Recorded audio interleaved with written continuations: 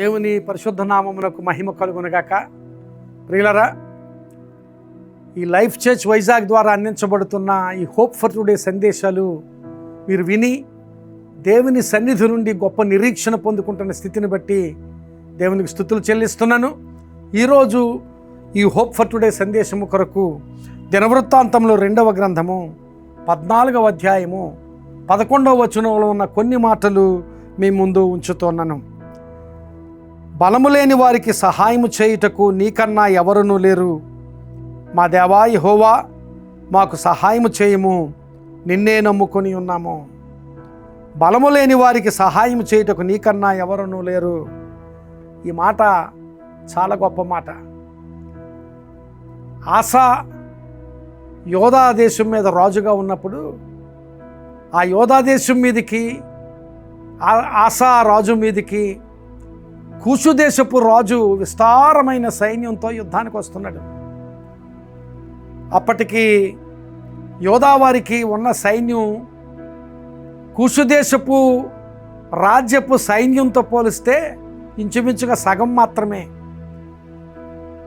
యోధా వారికి ఉన్న సైన్యానికి రెట్టింపు సైన్యంతో ఆ కూషు దేశపు రాజు యుద్ధానికి వస్తున్నాడు.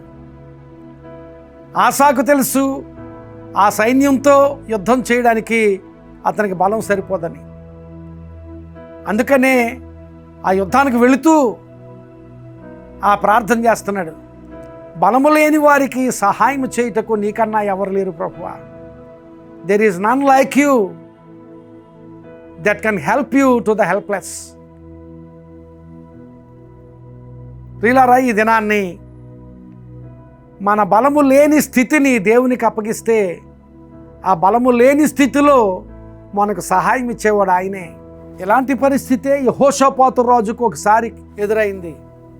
యెహోషాపాతు రాజు మీదకి అకస్మాత్తుగా 4 రాజ్యాల సైన్యాలు ఒకేసారి దండెత్తి వస్తుంటే యెహోషాపాతు రాజు భయపడి దేవుని సన్నిధిలో ప్రార్థన చేశాడు. దేవా, సహాయం చేయి, మాకు దిక్కుతోచడం లేదు, ఈ విస్తారమైన సైన్యంతో పోరాడడానికి మాకు బలం చాలదు, మాకు దిక్కుతోచడం లేదు, సహాయం చేయ ప్రభువా అంటే, బలము లేని వారికి సహాయం చేయుటకు నీకన్నా ఎవరూ లేరు అన్నట్లుగా యెహోషాపాతు రాజుకు సహాయం పంపించి యెహోషాపాతు రాజుకు అద్భుతమైన జయమిచ్చిన దేవుడు ఆ దేవుడు. ఇక్కడ ఆసా విషయంలో కూడా అదే జరిగింది.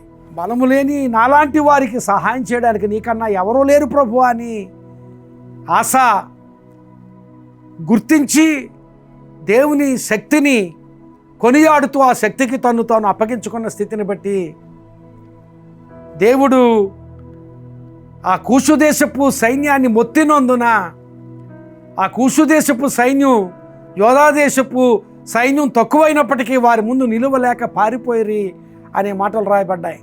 అలాగే జయం పొందడం మాత్రమే కాదు, వారి పట్టణాల్లోనికి వెళ్ళి కొల్ల సొమ్ము తెచ్చుకున్నారు యోధా వారు. ఆ పట్టణంలోనే కాదు, ఆ చుట్టుపక్కల పట్టణాల్లో కూడా కొల్ల సొమ్మును తెచ్చుకుని విస్తారమైన ఆశీర్వాదాన్ని పొందారు. ఒక్క జయం మాత్రమే కాదు, విస్తారమైన ఆశీర్వాదాన్ని కొల్ల సొమ్ముగా ఆ యోధా దేశం వారు తెచ్చుకున్న సంగతి దేవుని వాక్యంలో మనం చూస్తాం. ప్రియులారా, బలము లేని స్థితిలో ఆయన కన్నా సహాయం చేసేవారు ఎవరూ లేరు. ఆ బెతెస్దా అనే కోనేటి దగ్గర 38 సంవత్సరాల నుంచి బలము లేక, ఎవరు సహాయం లేక అక్కడే పడి ఉన్నాడు. ఇక నాకు సహాయం చేసేవారు లేరు అనుకున్నాడు. అసలు యేసుక్రీస్తు ప్రభు అక్కడికి వెళ్ళారు. నీవు స్వస్థపడగోరుచున్నావా అని అడిగితే, అదిగో ఆ నీళ్లు కదిలించబడినప్పుడు ఆ కోనేటిలో నన్ను దించడానికి ఎవరూ లేరు అని చెప్పాడు. కానీ ఎవరూ లేరు, కానీ ఆయన వచ్చాడు సహాయం చేయడానికి. ఈ దినాన్ని నీ బలహీన స్థితిలో, నీ నిస్సహాయ స్థితిలో, నీ దిక్కుతోచని స్థితిలో, ఇంకెవరూ నన్ను ఈ పరిస్థితి నుంచి లేవదీయలేరు అనుకున్న స్థితిలో నీవు నిస్సహాయ స్థితిలో నిలవబడి ఉన్నావా? అలాంటి స్థితిలో దేవుడు మాట్లాడుతున్నాడు. బలహీన స్థితిలో ఉన్న వారికి సహాయం చేయడానికి ఆయన కన్నా ఎక్కువ లేరు. నీ పరిస్థితిని ఆయనకు అప్పగించు. యెహోషాపాతు రాజు ఆ పరిస్థితిని దేవునికి అప్పగించాడు. యెహోషాపాతు రాజుకు దేవుడు జయమిచ్చాడు. ఆసారాజు ఆ పరిస్థితిని దేవుడికి అప్పగించాడు. ఆసాకు దేవుడు జయమిచ్చాడు. ఆ బెతెస్దా అనే కోనేటి దగ్గర 38 సంవత్సరాల నుంచి వ్యాధి గలవాడు అక్కడే పడి ఉన్నాడు. ఆ పరిస్థితిని యేసుకు అప్పగించాడు. యేసు అద్భుతమైన స్వస్థతనిచ్చి అతన్ని లేవనెత్తాడు. ఈ దినాన్ని నీ బలహీనమైన స్థితి ఏదైనా, నీ నిస్సహాయమైన స్థితి ఏదైనా, ఆ నిస్సహాయ స్థితిలో ఆయనకు నేను నీవుగా అప్పగించుకో. నీ పరిస్థితిని ఆయనకు అప్పగించు. ఆయనలాగా సహాయం చేసేవారు ఎవ్వరూ లేరని దేవుని వాక్యం మాట్లాడుతుంది. కనుక ఆయనకి నీ బలహీన స్థితిని అప్పగించు, నీ బలహీనతను అప్పగించు. దేవుడు తప్పకుండా సహాయం చేస్తాడు. నీ బలహీనతను, నీ బలహీన స్థితిగతులను, నీ నిస్సహాయ స్థితిగతులను దేవునికి అప్పగించి దేవుని దగ్గర నుంచి నీవు విడుదల ఆశీర్వాదం పొందుదువుగాక. ఆమేన్. ప్రార్థన చేసుకుందాం. ప్రియుడైన మా తండ్రి, కృపగల ప్రభువా, నిజమే ప్రభువా, మేము బలహీనులంగా ఉన్నప్పుడు మా బలహీనతల్లో మాకు సహాయం చేయగలవారు నీకన్నా ఎవరు లేరు ప్రభువా. దానిని గుర్తెరిగి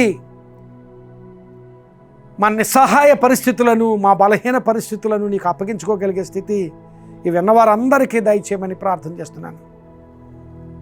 అలా నీకు అప్పగించుకుని నీ నుంచి బలం పొందుకోగలిగేటట్లు, నీ నుంచి సహాయం పొందుకోగలిగేటట్లు, నీ నుంచి జయం పొందుకోగలిగేటట్లు, వారి బలహీన స్థితి నుంచి దాటి బలమైన స్థితిలోనికి నడిపించబడేటట్లు నీ కృప విన్నవారికి అందరికీ దయచేయమని, అనేక ఆశీర్వాదాలతో నింపమని, వారి అవసరతల్లో సహాయం చేయండి, అలాగే వారి సమస్యలలో సహాయం చేయమని ప్రార్థన చేస్తూ వారిని, వారి కుటుంబాలను ఆశీర్వదించమని యేసు నామమున అడుగుచున్నాను తండ్రి. ఆమేన్. God bless you, my friends.